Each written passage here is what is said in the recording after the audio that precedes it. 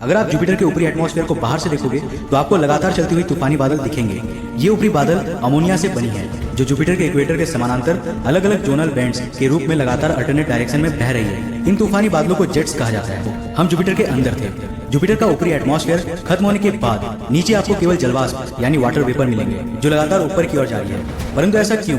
दरअसल जुपिटर के गहराई में टेम्परेचर और प्रेशर लगातार बढ़ता है। जितनी गहराई उतनी ही अधिक गर्मी। ये तापमान इतनी अधिक है कि बारिश के पानी की बूंदें नीचे तक जा ही नहीं पाती। यह आसमान में ही गर्म होकर भाप में बदल जाता है। इसलिए जुपिटर के सतह में ओशियंस नहीं हो सकता था।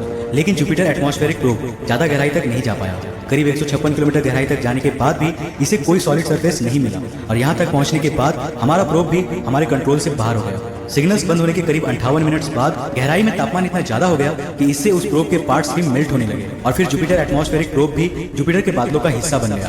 बेशक हम ज्यादा गहराई तक नहीं जा पाए थे, लेकिन इस प्रोब के जरिए हमें पता चला कि जुपिटर में चलने वाले तूफान तथा इसके एटमॉस्फेयर का टर्ब्यूलेंस वैज्ञानिकों के अनुमान से कहीं ज्यादा थी। वैज्ञानिकों ने अनुमान लगाया था जुपिटर के तूफान करीब 350 किलोमीटर पर आवर की स्पीड से चलती होगी, लेकिन उस प्रोब द्वारा भेजे गए डेटा से यह पता चला कि ये तूफान 360 से 610 किलोमीटर प्रति घंटे की स्पीड से बहते हैं, जो कि वाकई में बहुत ही ज्यादा है।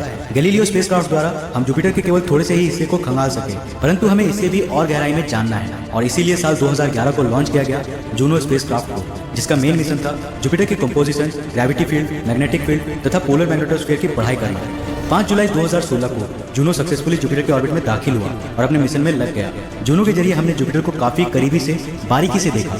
जूनो में कोई लैंडर नहीं लगाया गया था, बल्कि ये जुपिटर के ऑर्बिट में रहकर ही इसकी पढ़ाई कर रहा है। जूनो के द्वारा भेजे गए डेटा ने वैज्ञानिकों के डाउट्स को काफी हद तक हल किया और हमें ये पता चला कि जुपिटर का असल में कोई सॉलिड सरफेस है ही नहीं, लेकिन ये अंदर से खोखला भी नहीं है। दरअसल इसके गहराई में एटमॉस्फेयर के खत्म होते ही सीधे एक लिक्विड कोर की शुरुआत होती है। जुपिटर के लिक्विड कोर का तापमान करीब 9700 डिग्री सेल्सियस है और यहाँ का प्रेशर इतना अधिक है कि हाइड्रोजन के एटम्स नॉर्मल से हटकर एक खास अवस्था में बदल जाता है, जिसे हम कहते हैं मेटालिक हाइड्रोजन। हाइड्रोजन का यह फेज एक इलेक्ट्रिकल कंडक्टर की तरह बिहेव करता है और जुपिटर का यही मेटालिक हाइड्रोजन कोर जुपिटर के मैग्नेटोस्फीयर का वजह है। जुपिटर के तेज घूर्णन की वजह से इस पर कभी सॉलिड सरफेस नहीं बन पाया, परंतु वैज्ञानिक ये मानते हैं कि जुपिटर के मेटालिक हाइड्रोजन कोर के नीचे यानी जुपिटर के सेंटर में रॉक एंड आइस कोर है, जहां का तापमान अविश्वसनीय रूप से करीब 35,700 डिग्री सेल्सियस है। जुपिटर हमारे सौरमंडल का सबसे बड़ा और सबसे अनोखा ग्रह है और एक बड़े भाई की तरह जुपिटर हमेशा से ही हमारा रक्षा करता रहा है। तो जुपिटर के सहयोग के लिए एक लाइक करना तो बंद